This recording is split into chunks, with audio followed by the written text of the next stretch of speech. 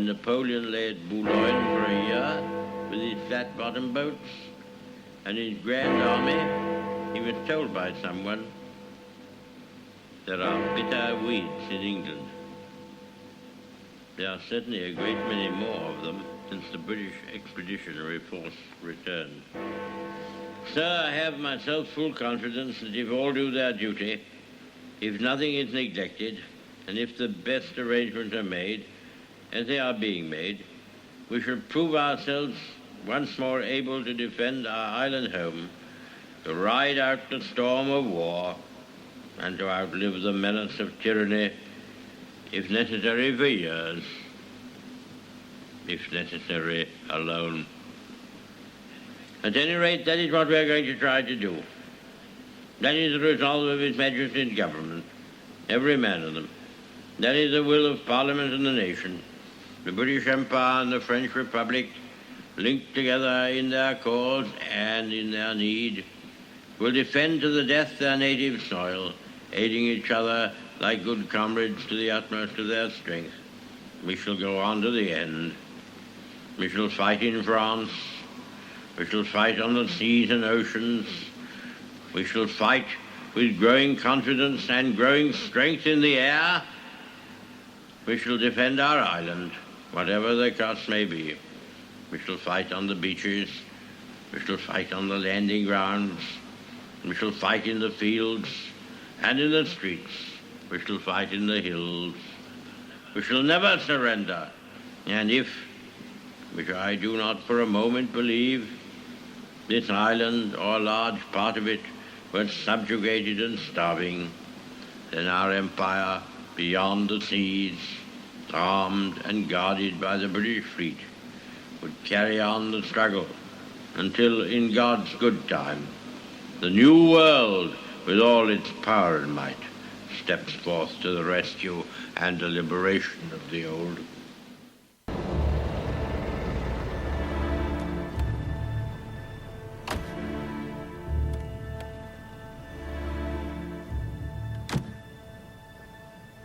Winston? Ike, apologies for the short notice. I wanted to tell you about my plans for D-Day. Your plans? I've arranged a berth for myself on HMS Belfast. That ship is sailing into battle. I know you and I have not agreed on all points of this operation, but surely we must agree on its importance. The men need to feel that the nation is with them, so I shall go. Is this a joke? Not in the least. Well, for Christ's sake, you can't go. Why ever not? Because if you get killed on one of my ships, it's my responsibility. HMS Belfast is not one of your ships. She's one of the king's. Let's not split hairs. I have accepted you as the supreme commander of the British forces involved in Overlord. But in the Navy, there are 4 of our men to every one of yours. Christ. But you're an American general. You may not regulate the complements of British ships. I'm not trying to regulate your goddamn ships. I am just telling you not to go. I am the Prime Minister of the United Kingdom.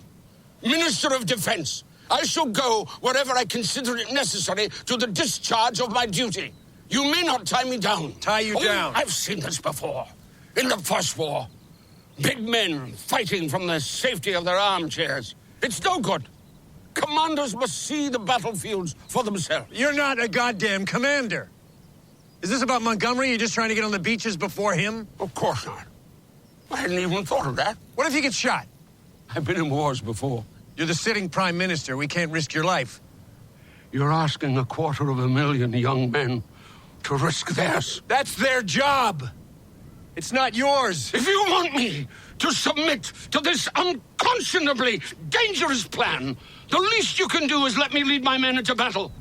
I will not sit back in London with my paws crossed, listening to them being mown down by German bullets on the wireless. I shall go with them. I shall share their fate. Don't ask me to host your goddamn amateur theatrics. There's a war on. I have come here to chew bubble gum and kick ass. And I'm all out of bubble.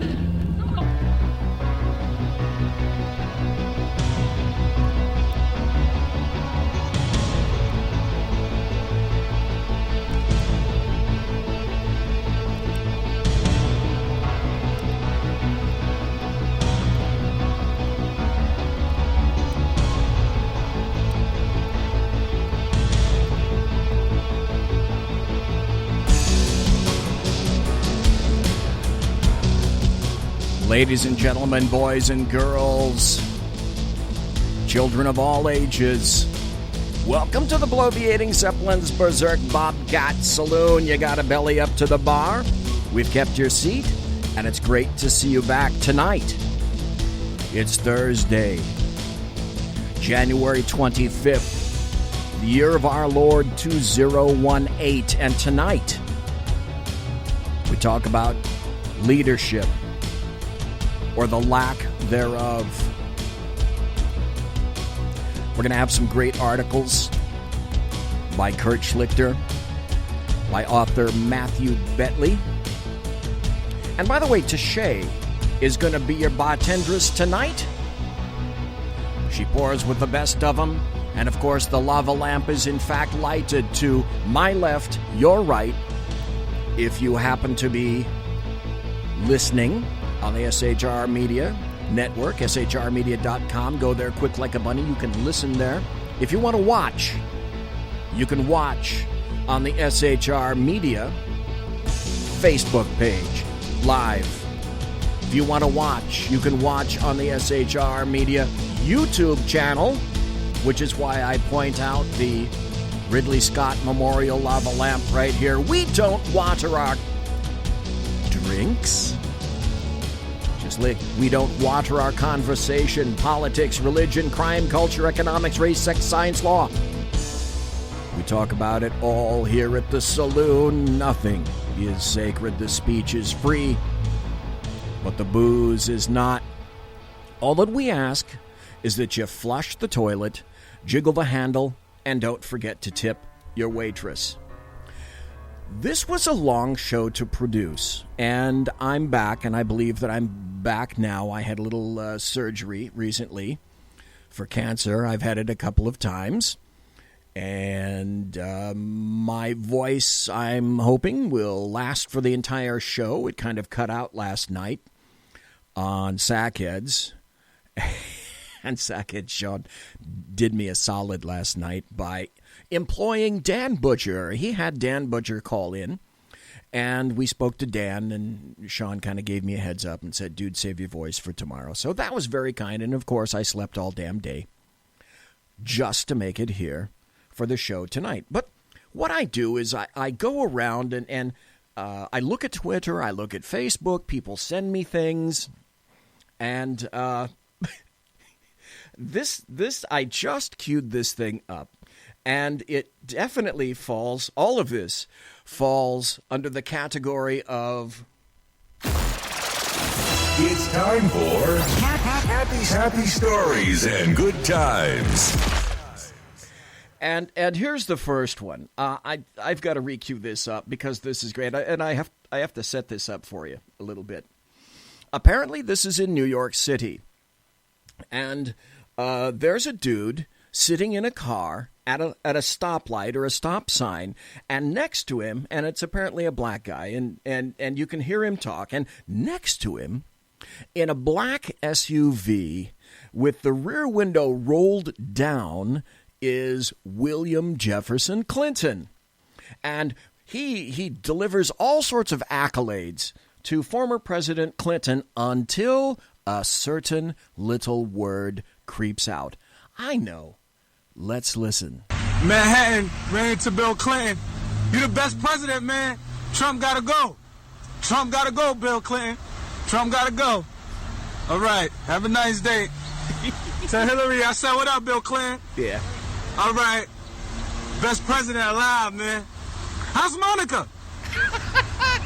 Bill Clinton. No, the funny... They put the window up. I said, how's Monica? The funny thing is that the window was down and Bill Clinton was looking over at him and giving him the big thumbs up. Dude, you're so cool. Until he mentions Monica. Oh, yeah? Oh, yeah. I mentioned this. And no, actually, I take that back. Sackhead Sean mentioned this to me about 3 weeks ago. And I happen to know the guy that's talking. Let me set this up for you a little bit, because this is going to be 15 minutes, and it's audio, but it's going to be worth your time. And it definitely falls into the category of happy stories and good times, because this is a way fucking cool story. It's told by Brian Schull, who's a sled driver. That's an SR-71 pilot. You may not know much about Brian Scholl, but I'm going to give you the quick zip on Brian very, very rapidly, and that's this. He was a fighter pilot, crashed an aircraft, and he was burned over 60% of his body. He carries the scars on his face today. He was told he was going to die. He came back, became a fighter pilot again, and was selected as a pilot in the SR-71 program. That's an amazing guy. Now, this is a bit from a TED Talk, and this is called, the story is the L.A. Speed Check. It's called the L.A. Speed Story, and it was just a story about one day it was really cool being SR-71 pilot. Walter and I were doing a training mission around the United States where you just were building up hours and time, and we take off out of Beale, hit a tanker in Idaho, rip on up to Montana, zip across Denver, hang a right turn in Albuquerque, out over Los Angeles, up to Seattle, back into Sacramento, 2 hours, 21 minutes.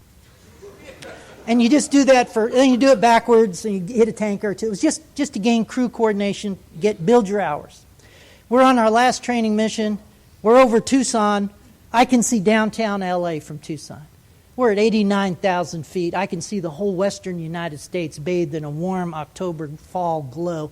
I can see the chain of Rocky Mountains from Canada to New Mexico. I could just see the most beautiful picture laid at my feet, and the air as smooth as glass. Not a gauge moving in the cockpit. It was perfect. Now I'm thinking, we bad. And I feel sorry for Walter because he has to monitor 5 radios in the back seat, so I flipped the switch up just to listen, and LA Center is they control all, when you fly Southwest Air, their guys controlling everybody. But we're above controlled airspace. So they have us on their scope, but they're not talking to us. Now there's controllers all over the country. Jacksonville Center, Chicago Center, Seattle Center, It's the same guy. They all talk the same. And it's really cool the way they talk because they make you feel important as a pilot. They don't just say, yeah, okay, here's your thing. They make you feel really cool. So sure enough, this was pre-GPS days. Some Cessna guy has to know his ground speed. LA Center, Cessna, November Tango Alpha. You got a ground speed readout for us? Now, Center would like to say, who cares? Get off free. But no, he'll talk to him like he's John Glenn. Cessna, November Alpha, we show you 90 knots, 90 knots on the ground. And they do that sing-song voice. That's how they talk. And it makes you feel kind of cool. Right after that, a twin Bonanza came up to pimp the guy for speed, I guess, and LA Center, Twin Beach, whatever. You got a ground speed readout for us? And Center likes it. God, it's Friday. Why me? God, please, just get off free. But he's going to talk to him like he's Air Force One. Twin Beach, we show you 121, 20 knots on the ground. And right after that, a Navy F-18 out of Lemoore popped up on frequency. And you knew it was a Navy guy because he talked really slick on the radio. Center, Dusty 5-2 speed check. And I'm thinking, wait a minute. Dusty 5-2 has a ground speed indicator and that $1 million F-18 cockpit. It's right there in the heads-up display. Why is he calling Center to broadcast his speed? I get it. We have just the meanest, baddest, fastest military jet in the valley today. We're taking our little Hornet jet over Mount Whitney and ripping across Death Valley. We want everyone from Fresno to the coast to know what real speed is. And you can almost hear a little glee in the controller's voice like, we have put an end to this. Dusty 5-2, we show you 620, 620 knots across the ground. And it was that across the ground. See that little knife like, I hope nobody else has the nerve to get on frequency now. And there wasn't an airliner from Seattle to San Diego that wanted to be next on Freak. It's sort of an etiquette thing amongst flyers. And a 12-year-old was reaching for the mic button. And I thought, oh, no, wait, Walter's in charge of the radios. I flew single seat all those years, but I'm in the family model now, and I wanted, no, it's the Navy. They must die. They must die now. And I thought, no, but if I do, I'll upset Walter, and I want us to be a good crew. And at that moment, I heard a click of the mic button in the back seat. Ladies and gentlemen, Walter and I became a crew at that moment. In his best innocent voice, LA Center, Aspen 30, have you got a ground speed readout for us? You could almost hear a collective gasp on Freak, like, oh, the poor fools didn't hear the previous transmissions. Oh, they got crushed like a grape. It's just a pilot thing. But Center had to give you that same voice. Aspen 30, we show you 1,992 knots across the ground. When I knew I was going to like Walter a lot is when he came back and said, Center, we're showing a little closer to 2,000. Ladies and gentlemen, we did not hear another transmission on that frequency all the way to the coast. The king of speed lived, the Navy had been flamed, and a crew had been formed. For just a moment, it was absolutely fun being the fastest guys on the block. And that was the LA Speed Check. That's a lot of good, clean fun, ladies and gentlemen, boys and girls, children of all ages, and also following under happy stories and good times. And I cannot forget my manners. I'd like to say hello to Mike Pasqua in chat. Whiskey Dale is in chat. Welcome. White Mamba is in chat, and Dave Miller is in chat. Now, was that not a great story? And the answer is, of course, yes. That was a wonderful story. There are more stories. There's another happy story coming up. Here's one where it says, landmark study debunks UN's worst-case global warming scenarios. Oh no, global warming debunked? That can't be. University of Exeter rules out high-end temperature increases. By the way, University of Exeter, that happens to be in England. And by the way, just in case you came in late, I played Big Ben and a cut from Winston Churchill and another cut from a movie featuring Winston Churchill and Eisenhower conversing back and forth. That was in reference to leadership, or the lack thereof. We'll talk about that tonight. And I'm going to go the full 2 hours. I'm going to read an article about leadership by author Matthew Betley. And it'll be somewhat in response to another article by Kurt Schlichter, who was writing in anticipation of a strange event occurring today, the likes of which I will regale you. I'm very glad to be here. I believe that I will be here from now into in perpetuity until I am not. It is Thursday. I've been wanting to come back for some time. My voice is in great metal now. And the story goes something like this. A groundbreaking British study throws cold water on the UN's most extreme climate change scenarios, finding little chance that the planet will heat up by 4 to 5 degrees over the next century. The UN International Panel on Climate Change has predicted for 25 years that global temperatures are likely to increase between 1.5 and 4.5 degrees Celsius by 2100, but the latest research narrows the range to 2.2 to 3.4 degrees Celsius, our study. All but rules out very low and very high climate sensitivities, so we now know much better what we need to, said University of Exeter Professor Peter M. Cox, the lead author of the study, in a press release. Folks, if you have not already, this microphone is way too low here. Excuse me while I pull this up. Excuse me while I whip this out. What movie was that from? Okay, much better. In any event, if you have not already visited Climate Depot on the internet, go to Climate Depot, and then if you ever happen to chance upon... Oh, wait, God, I almost forgot this. This is great. This is for Dave. Anyway, it just made me giggle. Go to climatedepot.org, and you'll find out that for basically every study that some leftist happens to thrust upon you, you'll be able to go to Climate Depot and regale them with study after study after study after study, indicating the exact opposite. And also, under the aegis of happy stories and good times, Dave Milner, the unpleasant blind guy who isn't. Well, I'm sorry. No, he is blind, but he's not unpleasant, although he insists that he is. I beg to differ.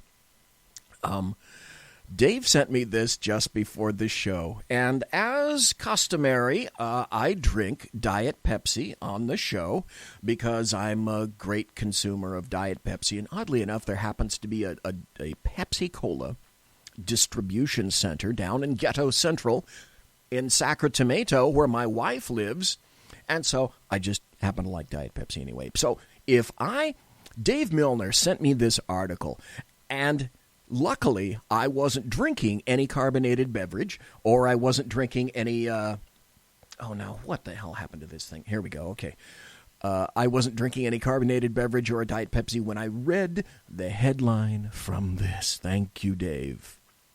and it's like the thing with We Too Low, Something Wrong, people can read that. Apparently, someone got paid to write this headline.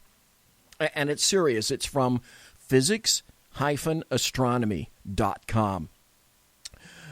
The headline: NASA wants to probe Uranus in search of gas. I'm sorry. Perhaps that's the 12-year-old in me, and I'm not even going to go to the article because the headline got me right there. Okay, moving on. There was... And let's see, I've got about a few more minutes. And I may actually have to put on my glasses to read this because it's just so small. And normally I don't need reading glasses, except in the studio here where it's really dark, purposely because it's a nighttime show, right? I may have to read this. And I do this because I find this kind of interesting. I should have done this earlier in the year, but there were so many other things to do. And that was this. People who passed away in 2017. And I'll wager that a lot of the people that I read to you tonight, you'll go, I didn't know that. Number one, under media and publishing, is William Peter Blatty. He's the author and screenwriter who wrote The Exorcist and the movie. And then Robert James Walker, who was, Waller, who authored The Bridges of Madison County. Jimmy Breslin, the New York Daily News Pulitzer Prize-winning author. And this was a book that I had to read in the 70s. Robert Pirsig passed away. He was a philosopher, and he wrote Zen and the Art of Motorcycle Maintenance. Roger Ailes from Fox News passed away. Hugh Hefner of Playboy magazine passed away. John Hurt, a great actor, a British actor that I enjoyed in Elephant Man. He was also in the original movie Alien. He passed away. Great character actor. Mary Tyler Moore passed away. Comedian Don Rickles passed away. Erin Moran, that child star who played Joni Cunningham, I believe, on Happy Days. She was 56. Jonathan Demme, he was the Oscar-winning director of Silence of the Lambs. He passed away. He was 73. Roger Moore, a great James Bond. Not the best in my estimation, but a good James Bond, passed away. He was 89. Adam West, Batman. He was 88. Martin Landau, originally from Mission Impossible, a great character actor, passed away. He was 89. George Romero, who did Night of the Living Dead. He was 77. June Foray. Now, you probably have not heard of her before. June Foray was the cartoon voice for Cindy Lou Who and Rocky the Flying Squirrel. She was 99. Sam Shepard, Pulitzer Prize-winning playwright. He was 73. Also, Jerry Lewis, piano player. Excuse me, not that Jerry Lewis. Jerry Lewis, the partner of Dean Martin, age 91. The last media interview that he gave, if you have some time during the break, go to YouTube and pull up the last media interview that Jerry Lewis gave. Wow. That you got to grip through that one. Al Jarreau passed away, jazz artist. He was 75. Chuck Berry in music passed away. He was 90. John Giles of the J.J. Giles Band passed away. He was 71. Chris Cornell, the singer for Soundgarden, passed away. He was 52. Greg Allman, brother of Dwayne Allman, who passed away in the 70s from a motorcycle accident. He died at age 69. Glenn Campbell, an underrated, highly underrated guitarist, passed away. He was 81. Walter Becker from Steely Dan passed away. He was 61. I'm sorry, he was 67. Tom Petty. This was unanticipated, but apparently Tom Petty died of an accidental overdose. He was 66. Fats Domino passed away. He was 89. Mel Tillis, 85. Zbigniew Brzezinski, politician. He was 89. Helmut Kohl, former German chancellor. He was 87. Then we had Jake LaMotta. If you ever saw the movie with Robert De Niro, Raging Bull, that was about Jake LaMotta. Jake LaMotta was 96. After that, Jack O'Neill. Now, you may think to yourself, Jack O'Neill, okay, lots of people named Jack O'Neill. Why was he significant and worth mentioning? Jack O'Neill was a California surfer who created O'Neill brands and all sorts of water sports, suits, apparel, neoprene suits, etc. Lived in Santa Cruz, went into his shop. He passed away. He was 94. Gene Cernan, he was commander of Apollo 17. That was the... Oh, by the way, Gene Cernan, he was 82, and he was the last man to walk on the moon. And Peter Mansfield, he was a British scientist who helped develop the MRI scanner. He passed away at 81. Sheila Michaels, a feminist who encouraged women to adopt. She's the originator of the term Ms., like Miss, Mrs., Mr. She came up with the MS, Ms. And Dennis Banks, co-founder of the American India Movement, who led the 1973 armed occupation of Wounded Knee. He passed away. He was 80, and to that I say, Dennis, screw you. Okay, enough of that. Oh, man. Okay, now I can see the computer screen. In any event, have we got a great show for you. When I come back from the break, there's a piece of news that was breaking today, and you're going to say to yourself, okay, this isn't that bad. I think maybe we can work around it. Or you're going to say something similar to, are you fucking kidding me? Are we actually going to go there? And it's not etched in stone yet. It's not etched in stone. We may end up going there. I'm not sure. And then there was another story. Now, this came from, this is from the New York Times. Very recently, today. And I'm going to tell you this, and this is so odd, right? Because this is standard leftist American media maggot New York Times crap. It's a single source, and it's an anonymous source. Isn't that grand? And they make a big deal out of it. Well, you're listening to the BZ, the Bloviating Zeppelin's Berserk Bobcat Saloon radio show. It's Thursday, January 25th, the year of our Lord 2017. The month is almost over already. Folks, please come right back. Conservative media done right. You're listening to the SHR Media Network. Hey, it's Sean from the Sackheads radio show. Also one of the owners here at the SHR Media Network. Are you opinionated? Have you ever wanted to do your own show? Have you ever heard somebody like the Sackheads and go, yeah, I could probably do that better? Well, now's your chance. Send me a 5-minute clip at sackheadsradio@gmail.com, and maybe you can be part of the SHR broadcasting team. sackheadsradio@gmail.com.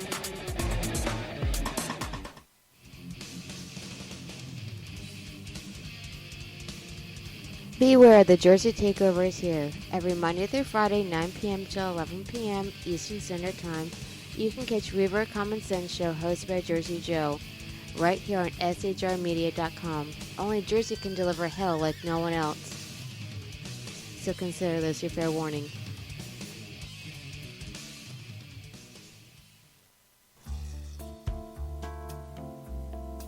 Human by race, Christian by faith, American by nationality, and conservative by choice.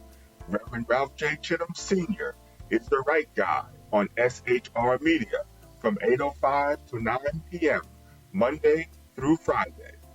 And if on the rare occasion I am ever wrong, I will still always be right.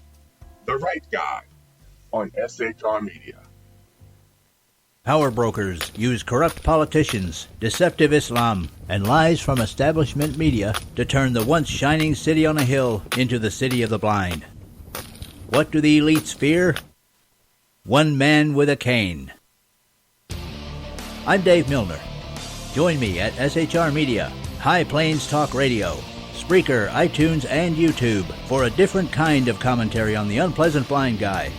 Because truth is not always pleasant.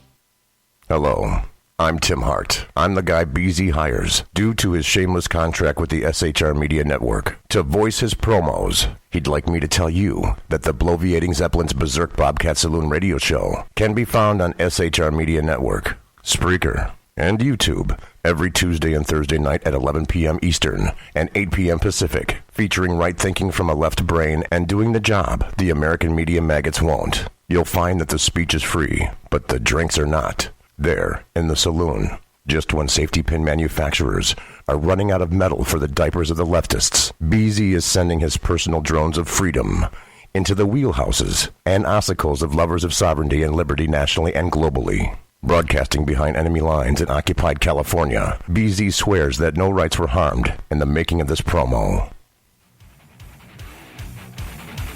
This is Jersey Joe, host of the Reaver Common Sense, and you're listening to SHRmedia.com. And you are, in fact, listening to the SHR Media. I guess it's time to turn my headphones up. There we go. Now I can hear everything because I don't really listen to the commercials because, after all, I made them. Oh, with some help as well, and if I didn't acknowledge that, there'd be hell to pay in Paltor Pay. Here is, let's see, let's cruise through here. By the way, if you're interested, tonight I measure the scope of my show by how many tabs I happen to have up on my Sony Vaio laptop computer over to my right, your left, over here. And this is a 22-tab show tonight, which is a little above standard, but I also have some articles to read over here, and that doesn't use a tab. Here's the article from the New York Times that I was indicating to you earlier. And first, you're going to say, well, I don't know, perhaps you will, perhaps you won't. You're going to say, oh, this is amazing. Then maybe you'll say this is a lot of nothing burger. But the New York Times screaming headlines, ripped from today's screaming headlines. And, of course, it went absolutely viral on CNN, MSNBC, CNBC, and all that. The headline: Trump ordered Mueller fired, but backed off when White House counsel threatened to quit. Wait a minute. Okay. The problem with this is I can never get there fast enough, but I'm going to take time to actually do this now. I know it's horrible. It's news. It's earth-shaking. Washington. President Trump ordered the firing last June of Robert S. Mueller III, the special counsel overseeing the Russia investigation, according to 4 people told of the matter, but ultimately backed down after the White House counsel threatened to resign rather than carry out the directive. The West Wing confrontation marks the first time Mr. Trump is known to have tried to fire the special counsel. Mr. Mueller learned about the episode in recent months as his investigators interviewed current and former senior White House officials in his inquiry into whether the president obstructed justice. Oh, wait, stop. Just one moment, please. Stop. Did you hear just now how the leftists have recrafted the narrative? They've moved the goalpost because wasn't the original purpose of the Russia investigation and the creation of a special prosecutor to prove once and for all that President Trump colluded with Russia and helped to hack the American election so that Russia could put the stooge, the American stooge, Donald Trump, the guy with the dead orange cat on top of his head, and install him in the presidency? My, how the goalposts have moved, and the narrative has moved as well. Amid the first wave of news media reports that Mr. Mueller was examining a possible obstruction case, the president began to argue that Mr. Mueller had 3 conflicts of interest that disqualified him from overseeing the investigation, 2 of the people said. Now, this is interesting. This is actually interesting because it could be true.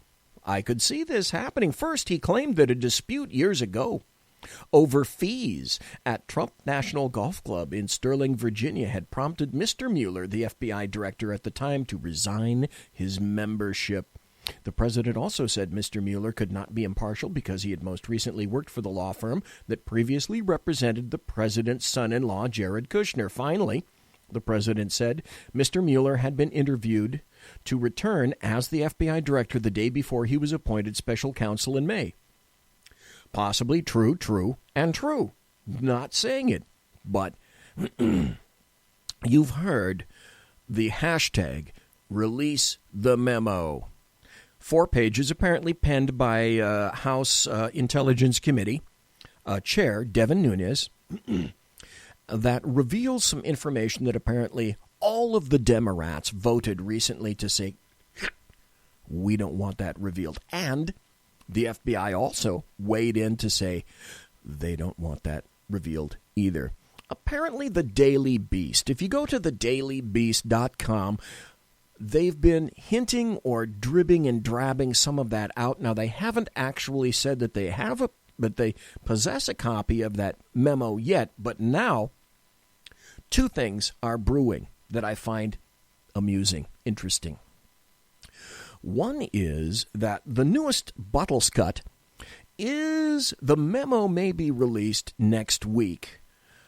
Up until a couple of days ago, people were saying, well, it may be released a month from now, perhaps 2 months from now. Well, apparently that's moved up. Second, there's apparently a move afoot to suggest to President Trump during his State of the Union speech, in which a number of Demorats are going to refuse to attend, and then the Demorats have said that they're going to stack the gallery with a whole bunch of dreamers who are dreaming of becoming American citizens. Well, that kind of gives you a hint about the next story that I'm going to go into. But they're saying that President Trump should read the full 4-page memo at his State of the Union. That's a concept. In any event, it was later found out that the New York Times said that actually it was a single source, and it was an anonymous source, and so we're going to take this to the ballpark and absolutely run with it. Here's the story, the likes of which Kurt Schlichter was prescient when he wrote a particular article that I'm going to read after we talk about this next story.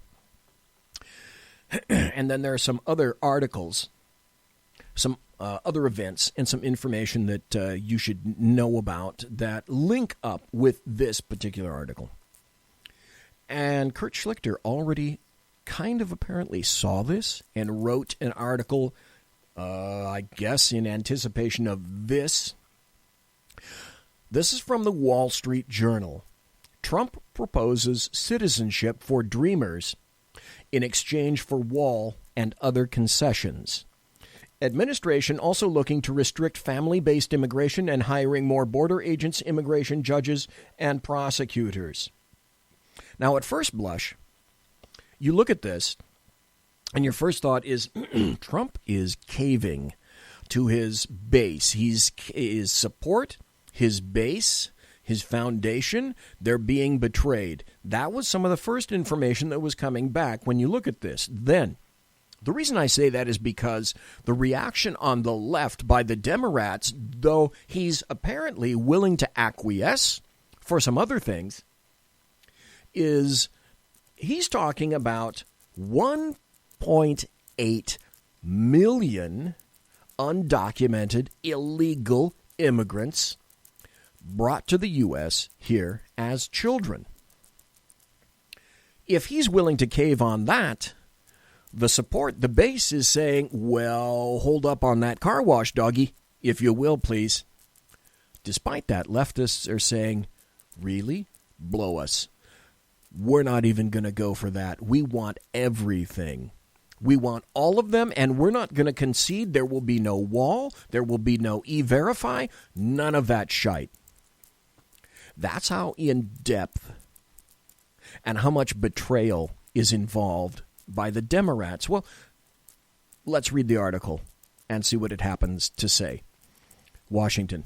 President Donald Trump proposed a path to citizenship for 1.8 million undocumented immigrants brought to the U.S. as children if lawmakers agree to create a $25 billion fund to expand barriers along the Mexican border and implement other deep changes to the immigration system. Changes to the immigration system, changes the likes of which leftists and, of course, the American media maggots want nothing to do with, and, of course, Demorats. The White House suggested the proposal moved Mr. Trump a step closer to the Democrats who have championed the cause of the young immigrants known as Dreamers. But the plan includes demands they have fiercely opposed. The Trump plan also risks the ire of hardliners who oppose any such pathway to citizenship. What do we know, and what have we said essentially all along about Donald Trump? He's a pragmatist. Did he not say last week, or the week before, I'm not quite sure, in the big televised brouhaha, the big meeting with all the Demorats and the Republicans, that if you guys bring me a bill, I'll sign it? Pragmatist. Well, and this is a willingness, apparently, of Trump to be conciliatory. Keep that thought. The White House proposal presented to Senate leaders and congressional aides on Thursday would restrict family-based immigration, the channel by which most immigrants have come to the U.S. for the past half-century. It also calls for an end to a lottery program that randomly awards 50,000 green cards annually. That's a stupid and a ridiculous system in and of itself to foreigners from countries underrepresented. If you're watching on YouTube or on Facebook Live, air quotes, underrepresented in U.S. immigration. Really. Mr. Trump was in Davos, Switzerland for the World Economic Forum on Thursday. His top aides told Senate Majority Leader Mitch McConnell that the president would sign into law legislation that included these changes. Mr. McConnell said he would bring a bill to vote during the week of February 5th, White House officials said. Very interesting. Now, having read that, and if you can go to wallstreetjournal.com, and it's going to be on the top, guaranteed, because this is pretty new. This just came out. Now, that said, Kurt Schlichter happened to write this article recently, and he was not working yet with this information, with this that just came out. However, he did appear to be rather prescient, and what he wrote was, this was, I think, last week when he wrote this, or the week before, from townhall.com. The title of the article is, by Kurt Schlichter, Will Trump Go Sloppy and Soft on Illegal Immigration? I am absolutely delighted at the fake outrage over Donald Trump correctly assessing much of the third world as a Schumer hole. It's about time we had some open, real talk about immigration. For decades, the open borders establishment has tried to blind us with a blizzard of deceptive euphemisms designed to hide the truth. Dreamers, undocumented workers, nation of immigrants. Enough. It's all a scam designed to allow liberals to shut you up when you raise questions about why we should let our nation be flooded by outsiders. Any questions? And they don't even pretend to be coherent. One day, we're monsters for wanting to send illegals back where they belong, and the next we're monsters for accurately describing the places where they came from. We wonder why, if those third world wonderlands totally aren't what Trump said they are, their residents so eager to leave and not to go back once they get here. And if dreamers were wonderful hard workers who contribute so very much, why can't they do all that contributing back where they came from? Sheesh, can you hacks please settle on a consistent narrative? It's getting so it's hard to even know which lie we're being told without a program. Now, apparently, we are morally obligated to lie, too. Remember, the S-hole Führer isn't because Trump was wrong. It was because he was indisputably right. But no one is supposed to say that because the truth doesn't fit today's narrative. Well, it's well past time to toss the narrative down, what Trump said. Part of the reason for the freak outrage over Trump saying out loud what everybody knows, especially those of us who have spent significant time in the scuzzy corners of the globe, is because he came off looking too darn good at his telecast bipartisan meeting. Remember the reference that I made to that? Where was the dementia-addled half-wit of Michael Wolff's book and a dozen long-distance diagnoses from Resist Shrinks hashtag, all hoping for a 25th Amendment Hail Mary? Trump looked in charge and open to negotiation. He looked positively presidential. Gosh, they sure couldn't let that image or all the reports of companies issuing bonuses because of tax reform monopolize the coverage. The media and the establishment needed a new crisis to change the discussion before good Trump made a lasting impression on the masses. So this comment got leaked by some Democrat or maybe by some Republican. When it comes to dealing with immigration, it's often hard to tell the difference. After all, they share the same ultimate objective, if not the same motive. Demorats want to import a new electorate to replace the one that isn't psyched to turn America into the same kind of socialist you-know-what that the illegals escaped from. The Republicans just want more servile workers to toil in the fluorescent light-lit fields of their corporate donors' overlords' warehouses. The nice thing is that the leak indicates that they are despairing of Trump rolling over like they'd hoped and decided to blow it all up and hope he'd get the blame. Oh well. After the big meeting, conservatives fretted that Trump seemed inclined to give away the store. He could have been folding, but then everything we learned about Trump over the last couple of years indicates that he is no dummy, regardless of what his enemies. No, an enemy. That's what clings to rocks, just saying. Fervently wish. It's more likely that he understands the key consideration very, very clearly. But if Trump rolls on amnesty, that is, he makes a DACA deal that doesn't buy us real reforms today and not one of those I'll gladly pay you Tuesday scams where Tuesday never comes, Kurt Schlichter writes, then we dump him. We're gone, Mr. President. Nothing personal, but if you shaft us like everyone else has shafted us, we walk. And your enemies will have beaten you, the same ones who stuck you in the back when they broke the confidence of your private meeting. Now, it looks like a DACA surrender is unlikely, especially in light of the feces pit Führer. Good, maybe the nice Trump at the meeting was a negotiation ploy. There's a technique in negotiations where you wave the other side's objective right in front of them, let them smell it, feel it just within their grasp. And when you get them so invested in the idea that it's about to be theirs, you snatch it back and lay your demands on them in the hopes they'll feel so close to success that they have to give in. Or maybe dreamer hugger Trump was playing the good cop while Stephen Miller, who was infuriating the surrender caucus by being the proverbial monkey in the wrench, was being the bad cop. It could be a giant mind game with the mindless drones of the legislature, maybe. But that's a dangerous game.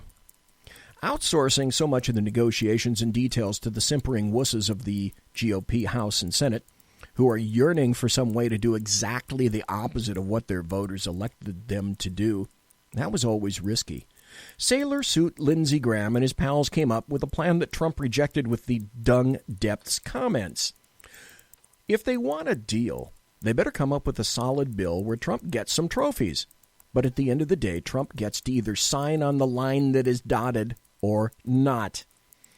And if a bunch of people who shouldn't be here anyway don't get to stay here, oh well. Well, that would be too darn bad, the conservatives would say, laughing hysterically. In case you're wondering, here's my deal, Kurt Schlichter writes. Go home. This leak-fueled bogus scandal over Trump accurately assessing the relative quality of different nations is an important reminder for the president that the people across the table, including some GOP types, are not his friends. They don't wish him well. They don't want him to succeed. They desperately want him to blow this negotiation to give them the zillions of new Demorat voters and to mortify his base of support. They want a win-win for them and a lose-lose for the president. Kurt Schlichter writes, don't be a loser, Mr. President. Don't fall for the Nancy Pelosi football scam. If Trump sells us out, will the media suddenly reward him with positive coverage like they did for a few hours after the big meeting? Get real. If he signs a bill giving amnesty in exchange for some bullhole promise of border security down the road, the first thing the media will do is find his outraged supporters. The second thing it will do is find some other outraged du jour and pump that wall to wall. Trump said this. Trump said that. Trump puts ketchup on his steak. Oh, wait, that actually was one of 2017's everything is the worst ever spasms. It's time for some truth, and Trump spoke it. I hope his failure to speak it at that public immigration meeting was a calculated one. Dreamers. Yeah, because all illegal aliens are dreaming of being hard-working, productive Americans, except the problem is some dream of raping and murdering their hosts. Some dream of getting whole-faced and driving drunk. Some dream of living off the government with a lifestyle they couldn't attain working back in the old homeland hole. Some, not all, some, and some is too damn many if you end up burying your little girl. How about normals here in America who are dreaming of an elite that will put their interests ahead of those foreigners? The Fredo-Con whiners contend we must hide the ugly truth behind soggy cliches about how hard-working immigrants, who are always inevitably every single time hard-working assets to America, no matter who they are. But here's the thing. At best, guys who grew up in a place that left him uneducated and without skills come to America, and that guy takes that entry-level job from an American. So what do we say to that American? Sorry, you're racist for wanting a job. We aren't supposed to tell the truth about the fact that some immigrants add no value to our country and that some are actively bad. We also aren't supposed to tell the truth about the fact that some countries are better than others. We aren't supposed to have any say at all. Immigration must serve our interests, the interests of normal Americans, not the interests of Demorat Poles, politicos, who want more pliable voters, not the interests of corporate hacks who want hordes of uncomplaining serfs, not the interests of these foreigners. Good luck to them, but their countries are the problem and we are not the solution. Immigration must stop benefiting everyone but us as normal Americans. And for that to happen, the lies have to stop. The deceit has to end. We need to call things by their true names, and sometimes their true names aren't nice. Stay honest, Mr. President. Stay firm. Don't get suckered. Keep your promises to the people who elected you, and keep telling the truth. Now, in light of that article by the Wall Street Journal, I should like to move to this. We've got about 3 minutes left before the top of the hour break, and I believe this should pretty much cover it. Cover it, you ask? Well, yes. Here's an article that came out from the Washington Times. And my guess would be that you have not heard this bleated all across the fruited plain, and you haven't heard it, read it, seen it above the fold in every newspaper in the country. And when you hear the headline that I'm about to read to you, you'll understand why that would be, because it flies in the face of a damn good narrative that just isn't fucking true. Shock poll. Americans want massive cuts to legal immigration. Cutting chain migration is even more popular than legalizing dreamers. Now stop. Did you get the implications of that? I'm going to read it again. Shock poll. Americans want massive cuts to, okay, not just immigration. They want massive cuts to legal immigration. And that's not cool to say. That's not what the American media maggots want you to know about. Oh, yes, I subscribe to a bunch of lefty-type journals, and I read a lot of leftist stuff. So I have a pretty good idea what's being said and what the running meme of the day, the theme, might be in all these various journals and websites that I go to. But here's this from the Washington Times. I'm going to read a little bit of it. We'll go to the break and I'll come back. A government shutdown is in the rearview mirror, but the outlines of a looming immigration deal remain murky, with the sides still far apart, though the latest polling suggests President Trump's bargaining position may be strong. Now, with the article I just read, keep that in mind. A Harvard-Harris poll taken in the run to the shutdown found Americans strongly supporting granting citizenship rights to illegal immigrant dreamers, but they also back Mr. Trump's three demands for a border wall, limits to the chain of family migration, and an end to the diversity visa lottery. Stop. You'll notice one glaring thing missing, and this has become something of a thing for me, if you will. And that's this. I have yet to read, and we'll get back to this article after the break, I have yet to read anything in there about E-Verify. Well, we know why it is that Demorats don't want E-Verify, a system that could verify whether or not someone you hire is legal or illegal. Well, that cuts votes right out of the damn thing. But E-Verify?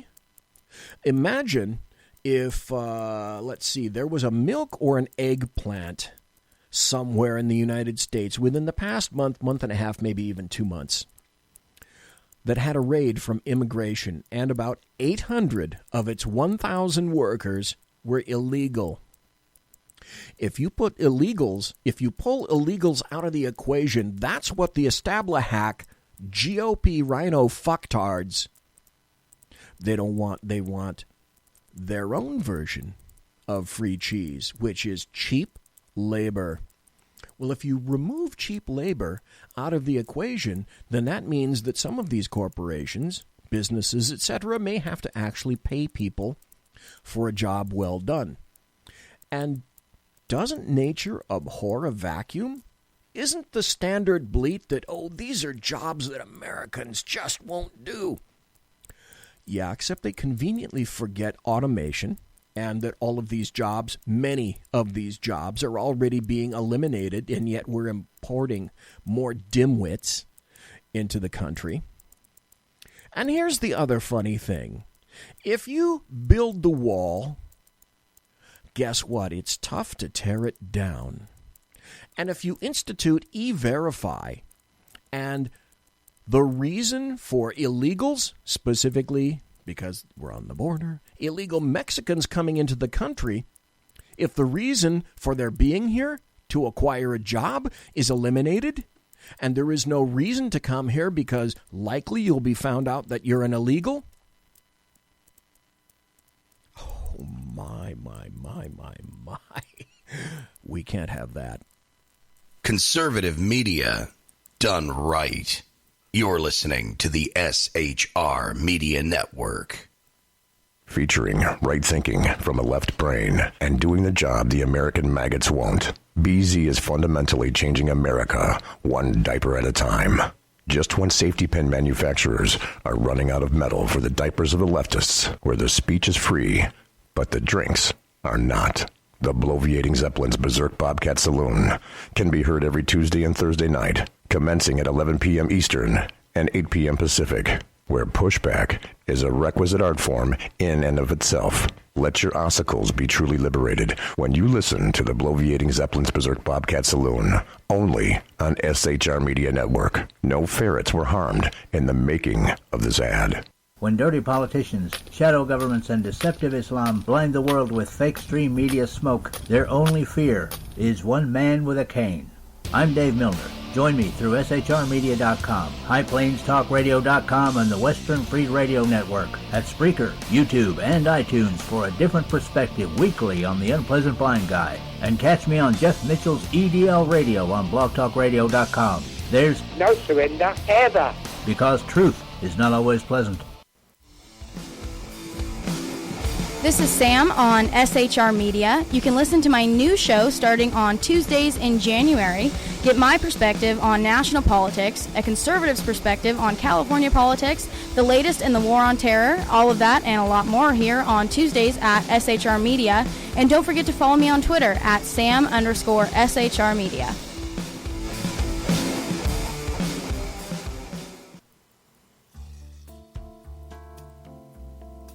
Human by race, Christian by faith, American by nationality, and conservative by choice. Reverend Ralph J. Chittum Sr. is the right guy on SHR Media from 8:05 to 9 p.m., Monday through Friday. And if on the rare occasion I am ever wrong, I will still always be right. The right guy on SHR Media.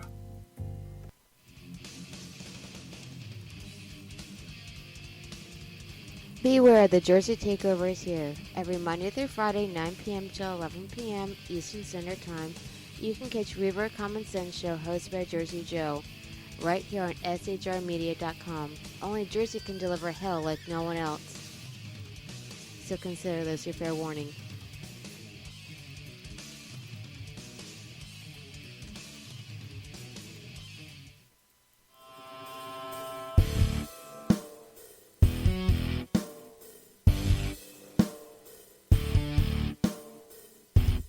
In a world controlled by corrupt politicians, a team of ordinary men emerge from the ashes to give voice to the voiceless, hope to the hopeless, clues to the clueless. Sackheads Sean, Sackheads Clint, and Sackheads BZ. The Sackheads Radio Show every Wednesday at 8 p.m. Pacific and 11 p.m. Eastern on SHRmedia.com. Watch on YouTube, Facebook, and the High Plains Pundit Network. The best in late-night conservative talk, the Sackheads Radio Show, only on the SHR Media Network. Go ahead, I'll say it again. Some of the best A-roll is going to be B-roll. Like, what are you talking about? The last question that you really cut in a couple seconds. Yeah, I'm a freaking artist. I can't just come up with this shit off the top of my head. Are you freaking kidding me right now? Hey, good point. Exactly right. Hey, this is Sackhead Clint, and I'm with Sackhead Sean, Sackhead BZ. No communists allowed on the SHR Media Network. Damn straight, mister. Back to the show. Conservative media done right. You're listening to the SHR Media Network.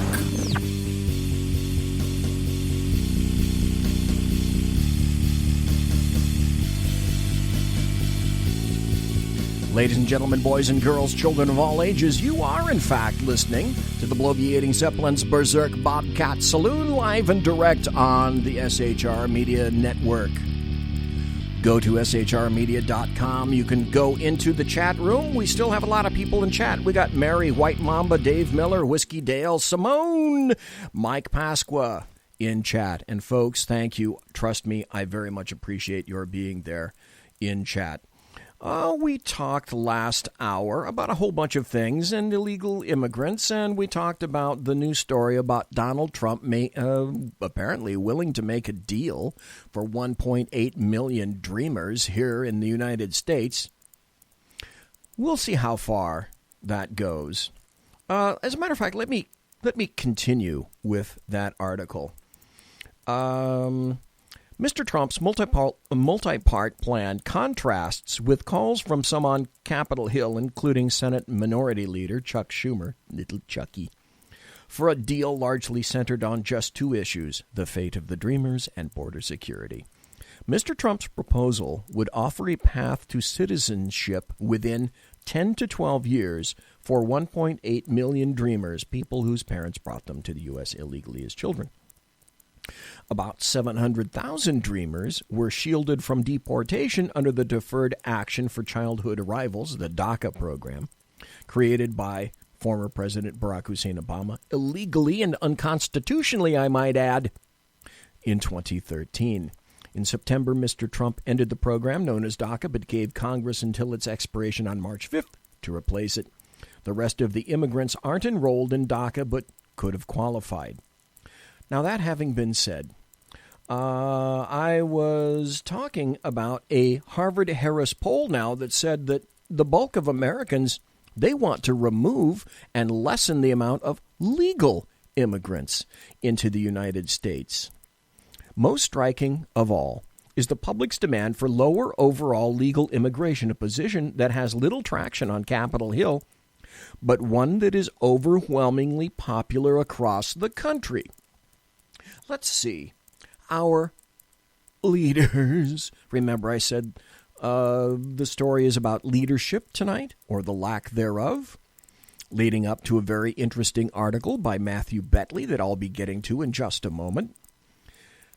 The poll found that most Americans want annual legal immigration capped at 500,000 a year or less, far lower than the current annual rate of 1.3 million. Those findings challenge what many lawmakers say is the bipartisan consensus on Capitol Hill that while illegal immigration is to be discouraged, high levels of legal immigration are necessary for the nation's image and for its economy. That's a story for another day. That could be another hour in and of itself. But I'd like to transition, since we're kind of on this roll now, of another story that my guess is you haven't heard. And when you hear it, you're going to say, oh, well, now, like the other one.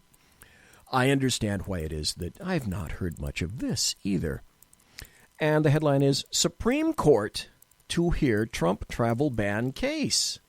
Now, the other one, remember, I talked about that. That was temporary. This is going to be the final version. The Supreme Court said Friday, this past Friday, by the way, it will take up the latest version of President Trump's travel ban, and in particular, it asked to hear arguments on whether the president showed illegal animosity towards Muslims. The third iteration of the travel ban, announced in September, places restrictions on a number of countries that the administration also deems too uncooperative information sharing to allow their citizens entry to the U.S. Stop. I think we already said something about that, didn't we? It's like this. Even James Comey, a long time ago in a galaxy far, far away, James Comey happened to say, we really can't vet these people.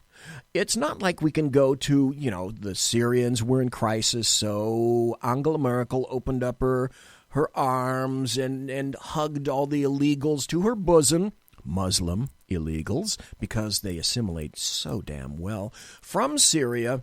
And so, knowing full well that just like the FBI and any other alphabet agency, we can get onto the Syrian database that Syria keeps in a timely fashion and find out just what Mohammed el-Mohammed does and his background and his children. Wait, do we not? Oh, they don't have any databases. Oh, they don't have any records of crimes. They don't have anything that we can really consult or get into. do we? So I guess that means that we'll just have to sit down and talk to them because everyone knows they'll tell us the truth. Right? Of course they were. Anyway, the justices in their order specifically asked both sides to present arguments on the religious aspect of the case. And the case is Trump v. Hawaii. So that's coming. Haven't heard about that. Here's another one that you haven't heard about. This particularly rankles me. This was going on under Obama. Apparently it's still going on. From thegatewaypundit.com. Illegal aliens are quietly being redistributed across United States on private flights. Illegal aliens are quietly being redistributed across the country on private flights paid for by U.S. taxpayers. The illegal aliens were seen boarding planes this past week in Texas and Tucson, Arizona. Barack Obama, of course, you remember, was very notorious for shuttling and shuffling illegal aliens all around the United States at night, by bus, and in the air. I'm sure you remember that, do you not? But now, Judicial Watch reports. Immigrants entering the United States illegally through the southern border are quietly being relocated to different parts of the country on commercial flights. High-ranking Homeland Security officials told Judicial Watch this week, stop. That means this bullshit is still going on. In the last few days alone, groups of illegal aliens boarded planes at airports in Texas and Arizona, accompanied by a taxpayer-funded government escort in civilian clothes to avoid drawing attention. Hello, purposeful, table for $1.8 million. The first flight originated at Valley International Airport in Harlingen, Texas, and was bound for Minneapolis. Minnesota cold. Open your arms. Welcome. The second left from Tucson. I actually had somebody, my wife had a friend who pronounced her car as a Tucson. Let that sink in for a while. I'll give you a minute. Tucson International Airport and arrived in Salt Lake City, Utah, federal sources said. In both locations, the illegal aliens appeared to be in their late teens and were escorted by a Health and Human Services chaperone. Judicial Watch reached out to HHS for comment, but they didn't hear back from the agency. So, bottom line, this shite is still going on. And you think maybe it stopped. Welcome to the continuing deep state and the D.C. swamp. We can't let anything get between that and our phony baloney jobs. Because we have a meme and a philosophy to continue. Do we not? Of course we do. Then there's this. You get what you ask for, you get what is delivered, and then somehow, magically, you have to live with it. We have historical Alzheimer's, as I am wont to say, here in the United States. We can't learn from things that are already occurring in the front of our faces, at least across the pond in the UK. Here's from jihadwatch.org. If you don't go there, you're doing yourself a disservice. This is the headline. UK solicitor for Muslim attacker says victim would have forgotten about a sexual assault in 2 or 3 days. Robert Spencer, by the way, operates Jihad Watch. So what they're saying is, there's, if you haven't, I don't know, maybe you've been on the planet Uranus and you haven't had your finger on the pulse of what's been happening around the world and across the pond in Europe. Europe is now rape central for basically the rest of the planet. Woohoo. All those loving immigrants, Muslims, because purposefully Christians, this is a no-go zone for Christians importing, can't have more of them. Those bad Christians. Good muzzies. Oh, good muzzies, yes. Hey, Raj Chopra was inadvertently giving the world a glimpse into the future of Britain. The Quran teaches that infidel women can be lawfully taken for sexual use. It's allowance for a man to take captives of the right hand, and then there are a bunch of quotations. The Quran says, O prophet, tell your wives and your daughters and the women of the believers to bring down over themselves of their outer garments. That is more suitable than they will be known and not be abused. And ever is Allah forgiving and merciful. And a citation. The implication there is that if women don't cover themselves adequately with their outer garments, they may be abused, and that such abuse, of course, would be justified. Those justifications mean that what Mohammed Akhtar did is going to become more and more commonplace in Britain. The victims are going to start forgetting about these assaults in 2 or 3 days, because if they don't, they will think of nothing else. There will be just so many of them to keep track of. Outrage after solicitor suggests women indecently assaulted in swimming baths would have forgotten all about it in 2 or 3 days. That's from by the way, the Lancashire Telegraph on January 17th of this year. Hey, women, you've been raped? Nah, you'll get over it, right? Come on. That wasn't serious that happened. A defense solicitor caused a courtroom storm after suggesting a woman who was indecently assaulted in a swimming bath would have forgotten about it all in 2 or 3 days. Mr. Chopper's comment came as he was defending Mohammed Akhtar, 50, who had touched the women on the buttock and thigh as she climbed down the ladder into the pool at Mercer Hall, Great Harwood.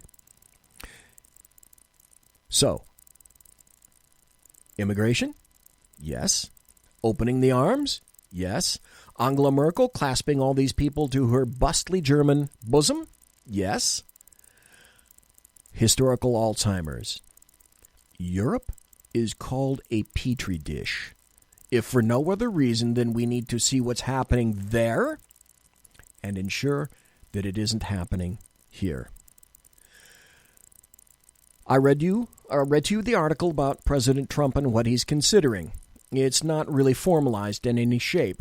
I read you the article about Kurt Schlichter saying that, Trump, if you bonus on DACA and a few other things, you're dead to me.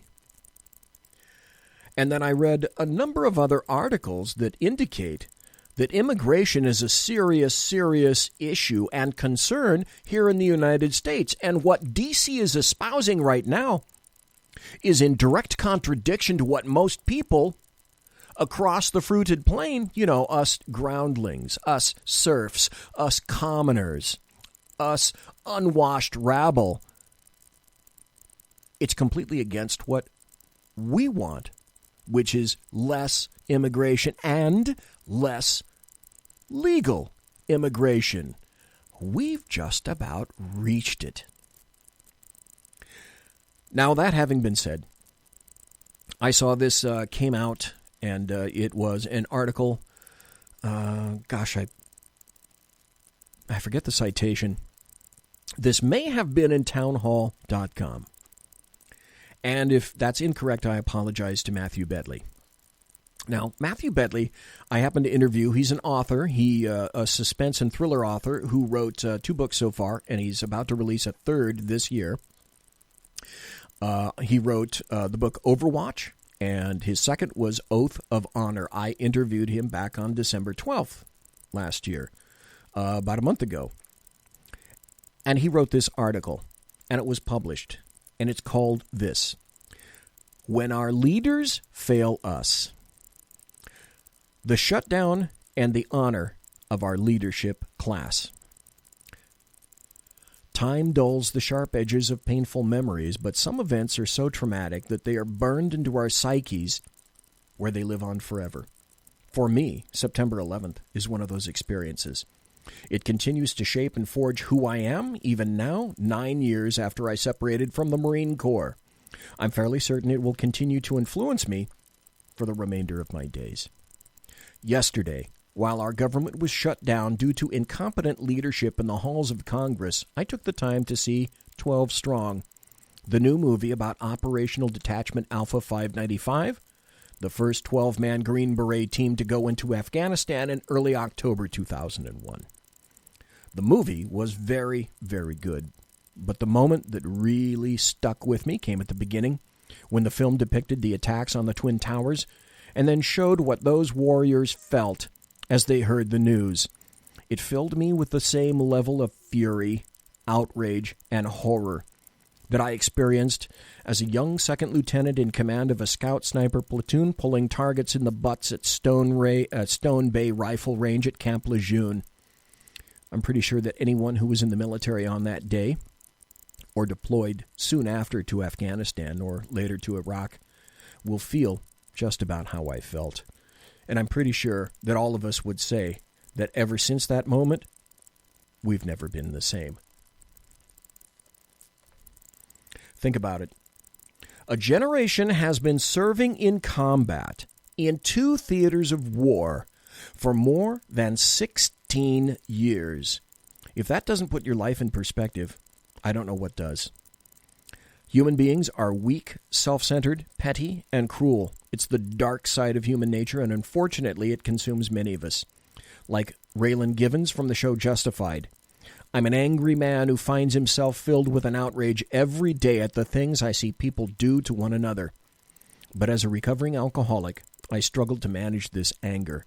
And that's why I write intense, emotional action thrillers for Simon & Schuster, stories in which the good guys struggle against a world gone sideways. It's why I work out every day to try to calm the raging storm I feel. It's why I still try and do the right thing each and every day, even if I fail repeatedly. Because it's the trying that matters, an attempt at obtaining some sense of elusive peace. And one of the things that centers me is the memory of 9/11. When I stop in the middle of my day for just a moment and think about the sacrifices men and women in the military and government agencies have endured since the attacks, I'm reminded that I am small, that I am part of something much bigger, and that it's my duty to continue to put service above self. I swore an oath to the Constitution, an oath I execute daily as a federal employee. But while I may remind myself of that oath, it seems that the leaders we elected to represent us have forgotten it, often intentionally acting in politically partisan ways that undermine and disrespect our principles. Leaders such as Chuck Schumer and Mitch McConnell have demonstrated such disregard for the average American that it boggles the mind.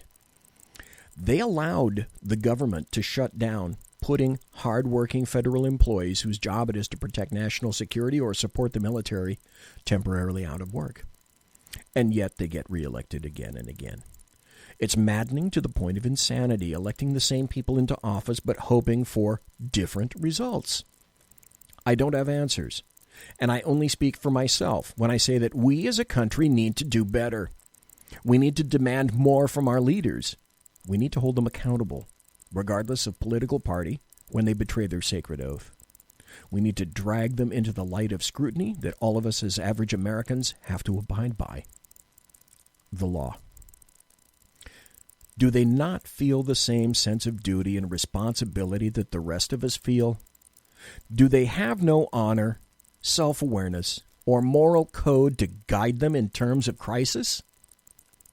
Senators say the following when they're sworn into office. I do solemnly swear or affirm that I will support and defend the Constitution of the United States against all enemies, foreign and domestic, that I will bear true faith and allegiance to the same, that I take this obligation freely, without any mental reservation or purpose of evasion, and that I will well and faithfully discharge the duties of the office on which I am about to enter, so help me God. For the past several years, those words have felt like a hollow, empty promise, something designed not as an oath, but as a satirical meme. I just think we deserve better. That was Matthew Bedley. And I have to say, I completely concur. We're going to shift gears a little bit because I like to bring you stories that you won't customarily hear if you happen to be a reader of the American media maggot theme. And here's one that you definitely didn't hear. This was not trumpeted all across the hallowed halls. And that's this. Democrats and the census. It was the least covered story about 2 weeks ago. Now, I have to admit, I've said for some time that the end goal of Demorats it's stultifyingly simple. They want to keep D.C. power in perpetuity, period, end of statement. They'll do anything to achieve that end goal. And I mean anything. You've seen it. Anything, period. Now, that in mind, I bet the story least covered the past couple of weeks ago was one of the potentially greatest future and then everlasting significance, particularly if Demorats get their way. This is an article that I dredged up and found from thehill.com. It's staggering, the proportions, if this gets through. 5 Dem senators ask administration not to include citizenship question on census. I wonder why that would be. 5 Demorat senators asked the Trump administration to reject a request from the Department of Justice to include a citizenship question on the 2020 census. Signatories include Demorat Senators Dianne Feinstein of California, of course, Kamala Harris, California, of course, Tom Carper of Delaware, of course, Brian Schatz of Hawaii, and Catherine Cortez Masto, of Nevada. Okay, make a note of all those names, okay, because after all, one of them is going to run for president as a Demorat candidate in 2020. I wonder which one that would be. Maybe the initials KH, because for Demorats, she's a twofer. The inclusion of a question on citizenship threatens to undermine the accuracy of the census as a whole, and given this administration's rhetoric and actions relating to immigrants and minority groups, the DOJ request is deeply troubling, the senators wrote in a letter addressed to Commerce Secretary Wilbur Ross. For once in the life of a Demorat, would you just tell the truth? Okay, please. The letter went on to say the question could depress census turnout due to fear the government could use the information against participants. This is a buzz phrase all leftists use and attorneys. White Mamba, I'm pointing at you, mister, right now. Don't think I'm not. This chilling effect could lead to broad inaccuracies across the board, from how congressional districts are drawn to how government funds are distributed, the letter reads, and there you go. That's the standard Mark 1, Model 1 defense attorney retort. Like I said, chilling effect. Yeah. Rather than preserve civil rights, as the Justice Department claims, a question on citizenship in the decennial census would very likely hinder a full and accurate accounting of the nation's population. And here's the applicable 2-word phrase that I coined. That's an avoidance maneuver. Okay? A spokesman for the Census Bureau said the request will go through the well-established process that any potential question would go through. Speculation had swirled in recent months that the Trump administration was planning to include an immigration-related question on the census. Heresy. We can't have that. That is to say, okay, the Demorats, they're no longer even attempting to kind of be remotely clear. It's nothing but an all-out, naked attempt to ensure the United States absolutely fails to capture anything even remotely close to an accurate count of the number of illegals present. You can't know that number because it would be brain glazing. And people might realize, oh, do we actually have more illegals in the United States than I thought? Okay, because, 1 or 20 or 100 or 1,000 or 10,000 or 100,000 or 1.8 million illegals reporting accurately on the census will be more precise than otherwise and tend to actually skew the statistics that Democrats trot out every year with regard to the minimal impact that illegals have on the nation. I just have one response to that. I call bullshit. You're listening to the SHR Media Network. Good evening.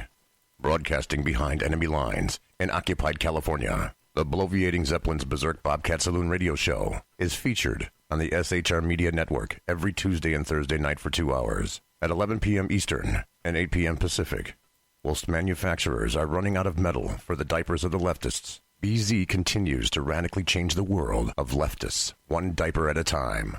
Stop balancing your checkbooks. Stop cleaning your fish tanks. The bloviating Zeppelin's Berserk Bobcat Saloon radio show is your magnet for truth, justice, obesity, a darkened studio, and late-night freedom. No United States of America freedoms were abridged in the making of this ad. Human by race, Christian by faith, American by nationality, and conservative by choice. Reverend Ralph J. Chittum Sr.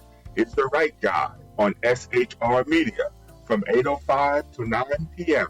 Monday through Friday. And if on the rare occasion I am ever wrong, I will still always be right. The right guy on SHR Media.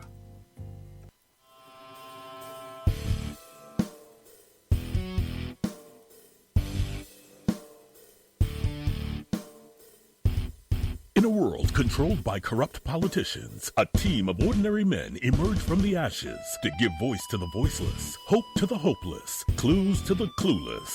Sackheads Sean, Sackheads Clint, and Sackheads BZ. The Sackheads Radio Show every Wednesday at 8 p.m. Pacific and 11 p.m. Eastern on SHRmedia.com. Watch on YouTube, Facebook, and the High Plains Pundit Network. The best in late-night conservative talk, the Sackheads Radio Show, only on the SHR Media Network. Go ahead, I'll say it again. Some of the best A-roll is going to be B-roll. Like, what are you talking about? Just the last question we cut a couple seconds.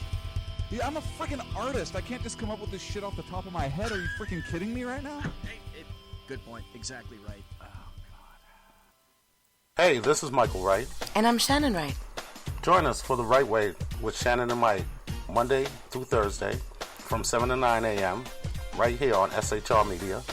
Why are they joining us? For fun things like sports, politics. Oh, maybe some news and entertainment? And all kinds of other things. Money and recipes and events, all kinds of stuff. Yeah, so join us Monday through Thursday, 7 to 9 a.m. here on SHRmedia.com. When dirty politicians, shadow governments, and deceptive Islam blind the world with fake stream media smoke, their only fear is one man with a cane. I'm Dave Milner. Join me through SHRmedia.com, HighPlainsTalkRadio.com, and the Western Free Radio Network at Spreaker, YouTube, and iTunes for a different perspective weekly on the unpleasant blind guy. And catch me on Jeff Mitchell's EDL Radio on BlogTalkRadio.com. There's no surrender ever. Because truth is not always pleasant. This is Sam on SHR Media. You can listen to my new show starting on Tuesdays in January. Get my perspective on national politics, a conservative's perspective on California politics, the latest in the war on terror, all of that and a lot more here on Tuesdays at SHR Media. And don't forget to follow me on Twitter at Sam_SHR Media.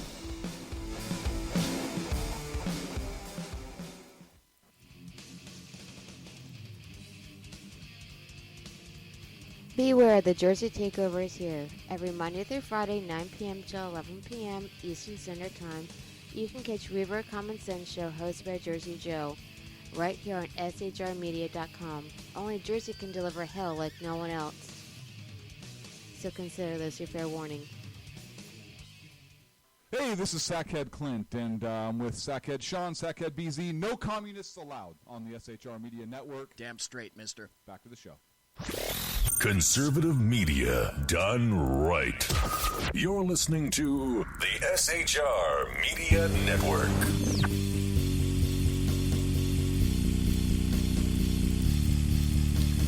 Ladies and gentlemen, boys and girls, children of all ages, everyone, welcome back to BZ's Bloviating Zeppelin's Berserk Bobcat Saloon radio show live and direct here on the SHR Media Network.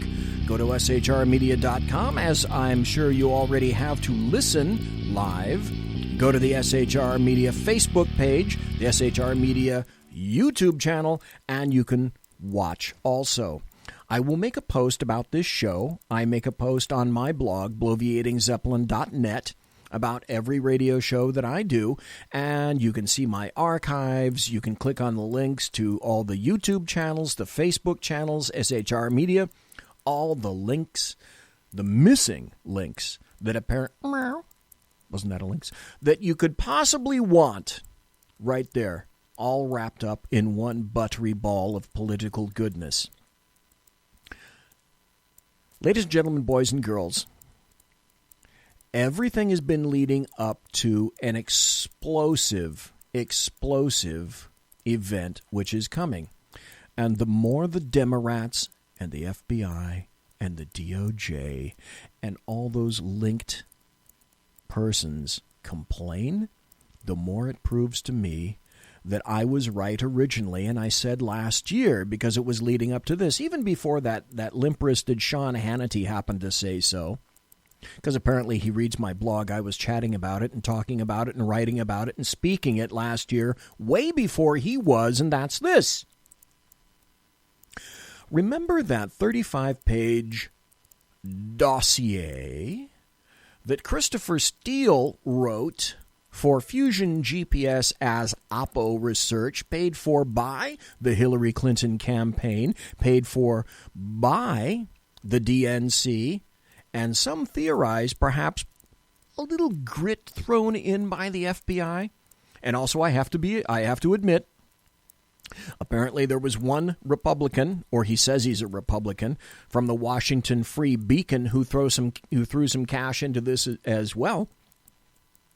That's one thing that a lot of people are not telling you, but I will, because it happens to be the truth. But the bulk of cash came from the Demorats. Now, what I suggested and theorized back then was that this dossier was used as a foundational element to acquire a warrant through a FISA court to spy and surveil a presidential campaign, a presidential candidate, and all individuals linked to that. In other words, an American citizen. The FBI spying on an American citizen, surveilling by all means and manner.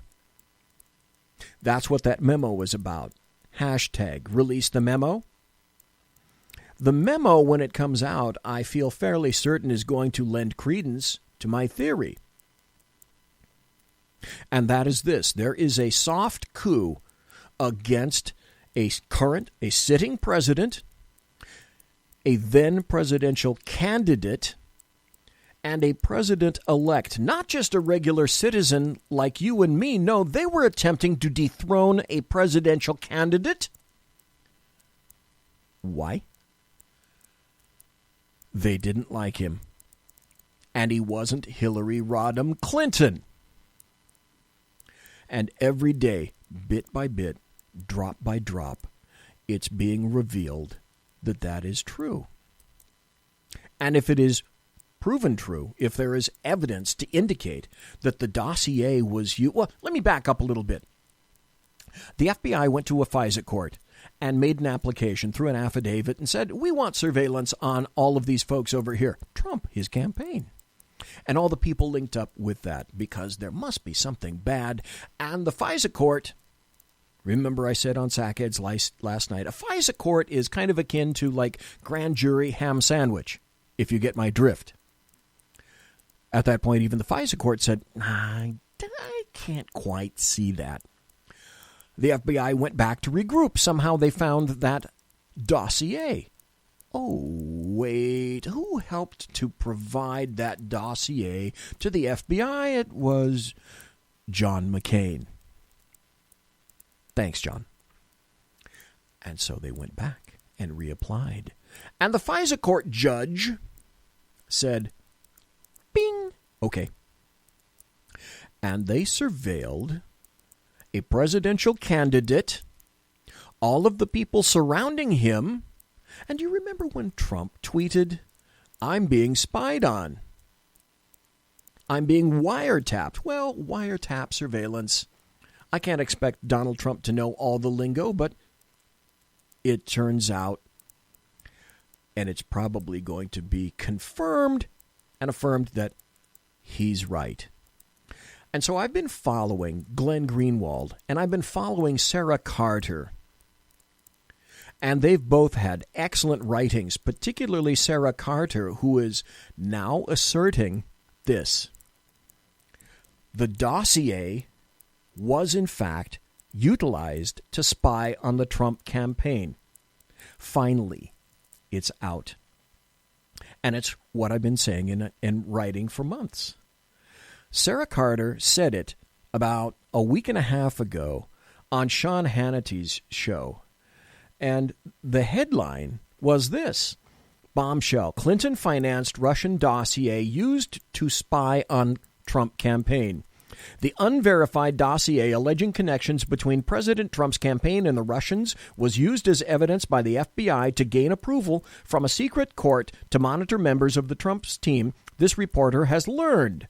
A large portion of the evidence presented in the salacious 35-page dossier put together by former British spy Christopher Steele has either been proven wrong or remains unsubstantiated. However, the FBI gained approval nevertheless to surveil members of Trump's campaign, and it's outrageous and clearly should be thoroughly investigated, said a senior law enforcement source with knowledge of the process. Sarah Carter then wrote at sarahcarter.com, highly recommend it to you.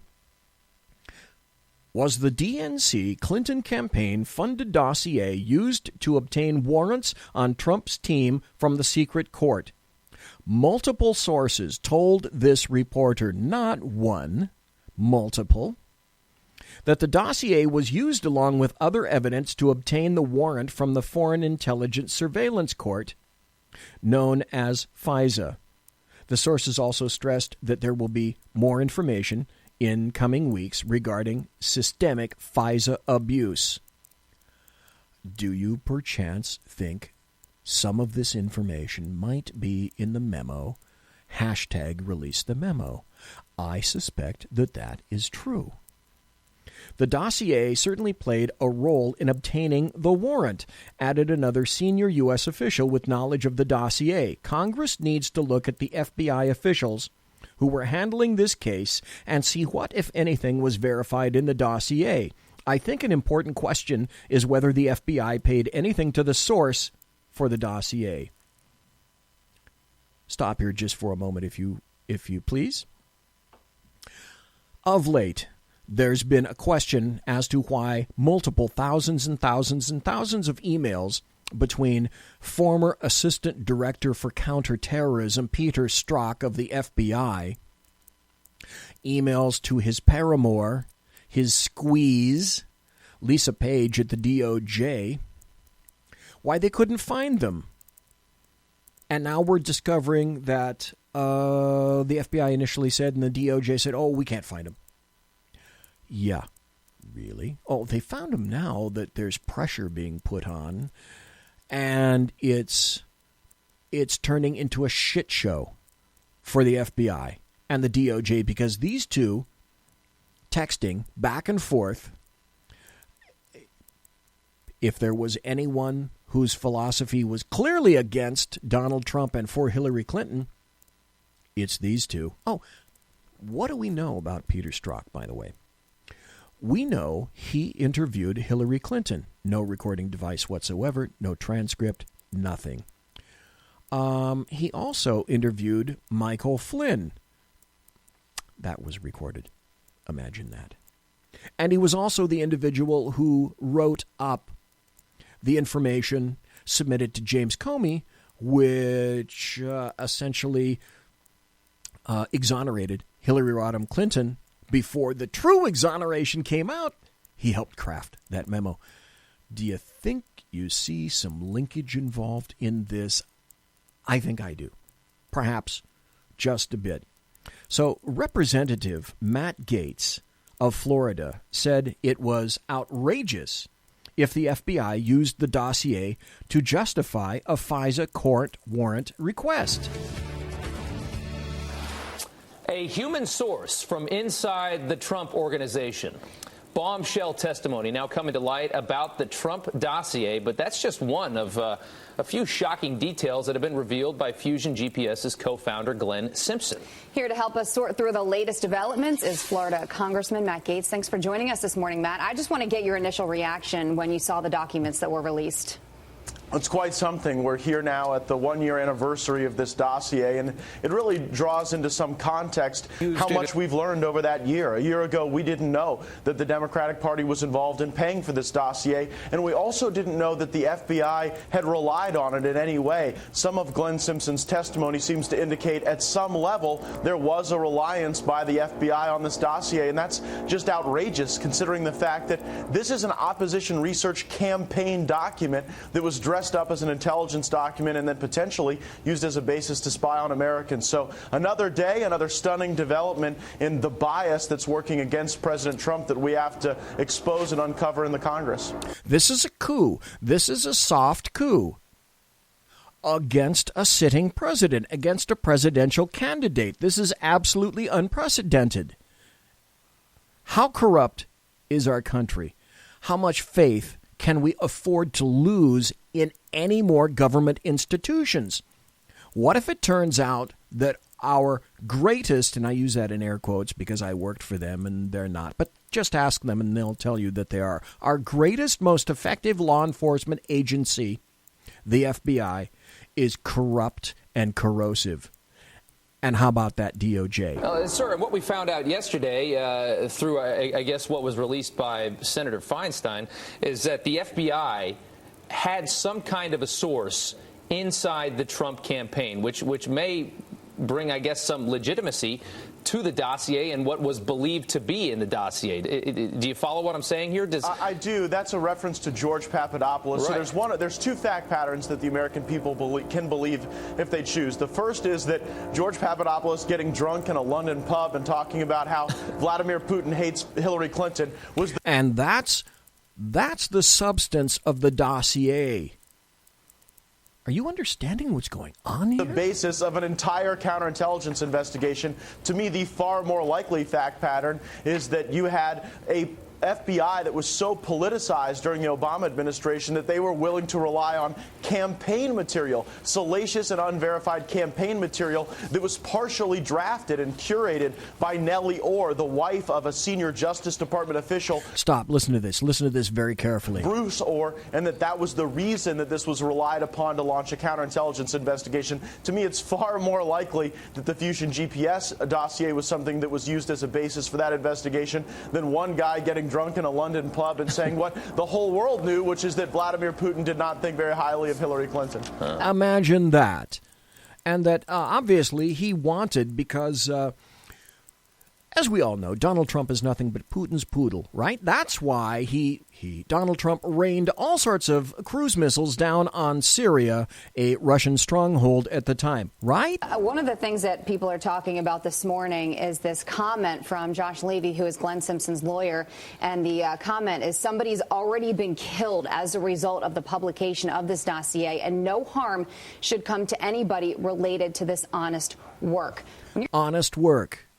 Okay, so somebody is admitting that a death has already occurred behind this dossier.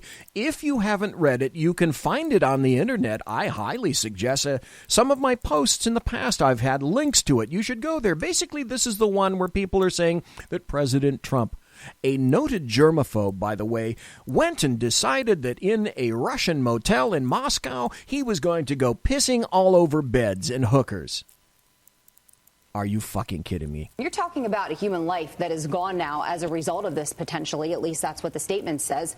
What are your thoughts? Well, it's very serious, but it's yet another unverified statement from the folks associated with Fusion GPS. It really leaves hanging a major question, but not an answer, not a way for us to determine whether or not that's in fact true. And so yet again, it's another shiny object that is a distraction, and hopefully we'll be able to identify this document for what it is, a campaign document paid for by Democrats, relied upon by an overly politicized FBI and Department of Justice. this not something that ever should have been the basis for a counterintelligence investigation. Fishing expedition. Can you say these words? Repeat after me. Fishing expedition. Illegal. Treasonous. People need to go to prison, not jail. No. They don't need to be put on probation. They don't need to wear ankle monitors. They need to be in fucking prison. More unverified information that's a distraction for the country. All right, well, when Senator Feinstein released this yesterday, it also came with a statement, and let's bring that up for a second, when she put out all this information that we're learning about the Glenn Simpson testimony. The American people deserve the opportunity to see what he said and judge for themselves. The innuendo and misinformation circulating about the transcript are part of a deeply troubling effort to undermine the investigation. Now, firstly, you've got now both sides, yourself, sir, and also Senator Feinstein, are both saying that the other side's trying to cover this thing up and are both calling for transparency. Yeah, the Demorats are as transparent as, obsidian. Kind of interesting to me. I mean, how do you have both sides claiming the same thing about the other? Well, I think that transparency is a virtue and that we ought to be conducting more of these hearings in the open so that the American people can see these things in real time. The challenge with what Senator Feinstein did is that it violates the protocols that give confidence in these type of investigations. And so when you originally set the rules that testimony is being given in a confidential setting and you then violate those rules, it has very serious consequences. I mean, we were talking in the last question about someone dying as a consequence of information being released, and if that's true, and we have no reason to believe that it is or isn't, frankly, it underscores the importance of being able to maintain the commitments that the Congress makes during the pendency of these investigations. And can the senator face, could she be punished for this in some way? Is there something that could be coming for her for releasing this? Well, that's up to the Senate. They have a process by which they can enforce accountability and they can enforce... Okay, stop. That's enough. I've had enough of that. The dossier was used. Plus, on Wednesday, Sean Hannity said he also independently confirmed that the dossier was used to obtain the FISA warrant for from three separate sources. So, imagine that. Not one anonymous source, as in the current and common trend in America media maggotdom circles. Three sources. The dossier is specious. It's already been factually disproven, yet it was utilized as the basis for the acquisition of surveillance warrants against those involved in the Trump presidential campaign. Hey, White Mamba, can you say fruit of the poisonous tree doctrine? I knew you could. Okay? Now, do you see why the FBI has been stonewalling? Now, do you see why the DOJ has been stonewalling? Now, do you see why Judge Rudolph Contreras recused himself from the Flynn case? Hey, he was a FISA judge. Imagine that. Are you beginning to see, as leftists are wont to say, how we connect the dots, dovetailing it all? Starting to make sense? Oh, my, yes, it's starting to make sense. I have a bit of a cut from Sean Hannity, and I think I'll be able to play this here. I'm going to start right here and continue for a portion, or at least until I run out of a little bit of time. This gives a little bit of insight. I've kind of had to start in the middle of this show. Okay, Sean, where are you? Everyone else in the Destroy Trump media will be proven so wrong on so many levels. He said you can't even imagine how bad this is going to get. Oh, yeah. Now, in addition to the phony dossier being used to spy on members of the Trump campaign, Sarah Carter is also reporting, and we have confirmed this, that information about systemic FISA abuse will also be exposed soon, maybe as early as next week. Now, surveilling the Trump campaign isn't the only incident. It goes way beyond that. This is the real Russia scandal the media has never reported on. And it has nothing to do with what the fake news media has been spoon-feeding the entire country for the past year about Trump-Russia collusion. It doesn't exist. Thank you. There's no evidence. Even top Democrats have been telling us, but nobody listens. And they still keep reporting it anyway. Unimaginable. Take a look.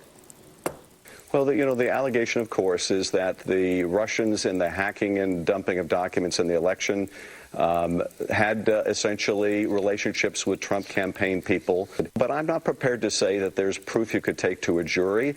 Oh, really? Imagine that. We'll just spew specious bullshit because we know that CNN and all the rest of the American media maggots will pick that crap up, Agree right? with this conclusion that the president has reached that there was no evidence of collusion?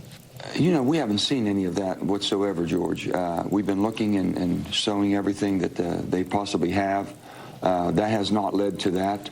The last time we spoke, Senator, I asked you if you had actually seen evidence of collusion between the Trump campaign and the Russians, and you imagine, listen. You said to me, and I'm quoting you now, you said, not at this time. Has anything changed? Not at any time. Since we spoke last? Well, no, it hasn't.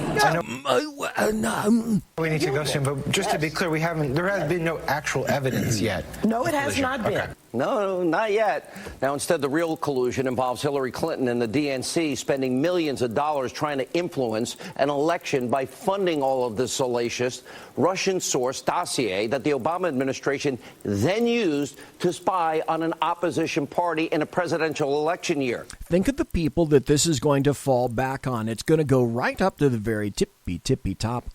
Barack Hussein Obama, Hillary Rodham Clinton, Eric Holder, Loretta Lynch, James Comey, Rosenstein, et al., McCabe, and so many more people that deserve to get taken down.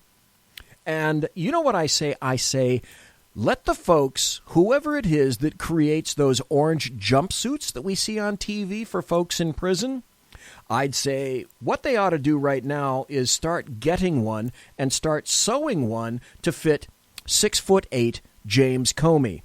That's what I've said. And now let me emphasize, this is going to turn out to be the absolute greatest black mark in the history of D.C. politics.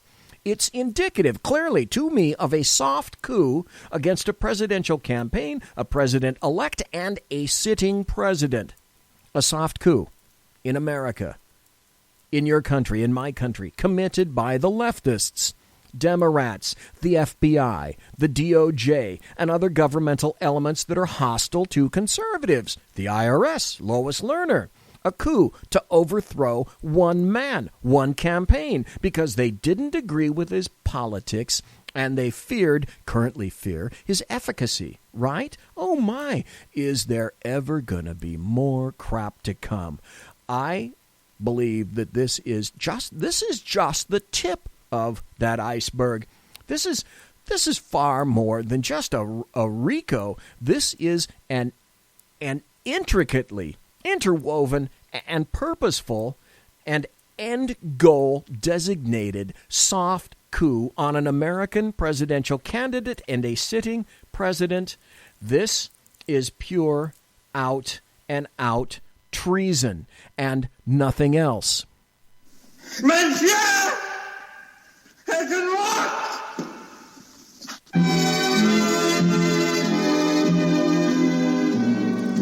We'll meet again. Well, folks, that's it for this week. Ladies and gentlemen, boys and girls, children of all ages, thanks for listening to the Bloviating Zeppelin's Berserk Bobcat Saloon radio show, right here live and direct on the SHR Media Network.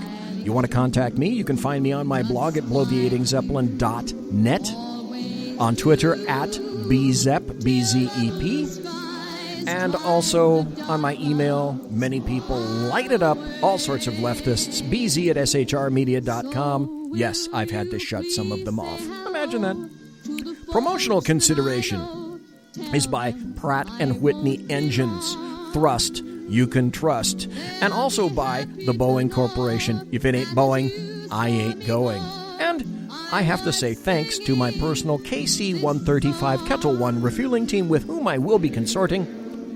Trust me, take it to the bank in less than 1 hour. Thank you ever so kindly for listening to the show live in podcast, for being in the chat room. And I also say, hey, God bless. Take care. You be safe. Have a great weekend. See you next week. quiet down now and get some sleep. Good night, everybody. Good night, Mama. Good night, Ben. Good night, everyone. Good night, Mama. Good night, Daddy. Good night, children. Good night, Daddy. Good night, Elizabeth. Good night, John Boy. Good night, Jim Bob. Good night, Jim Bob. Good night, Jim Bob. What's going on? I was asleep. What's everybody doing? Good night. Good night, Jim Bob. Go to sleep.